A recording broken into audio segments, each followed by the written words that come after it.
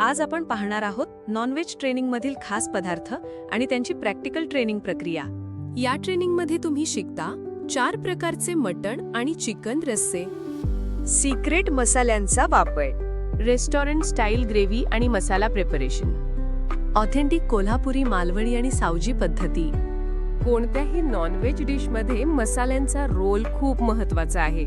आपले शेफ दादा सर्व मसाले अतिशय योग्य प्रकारे वापरतात. त्यामुळे मसाल्यांची योग्य तयारी खूपच महत्त्वाची आहे. काही गोष्टी अशा डायरेक्ट गॅसवर भाजून घ्याव्या लागतात.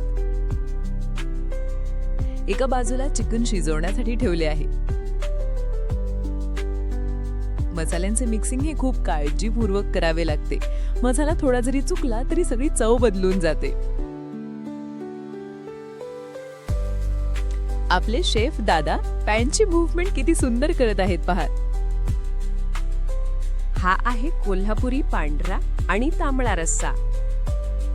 आता या ठिकाणी मालवणी चिकन तयार केले जाते. मालवणी चिकन पहा. आपल्याला माहीतच असेल की मालवण हे कोकणामध्ये आहे आणि कोकण म्हणजे खोबऱ्याचा वापर तर आलाच. खोबरं कसे पसरवले जात आहे पहा. तर मित्रहो, फूडबीचचे नॉनव्हेज ट्रेनिंग तुम्हाला कसे वाटले? तुम्हाला जर या ट्रेनला उपस्थित राहायचे असेल तर जरूर आम्हाला संपर्क करा.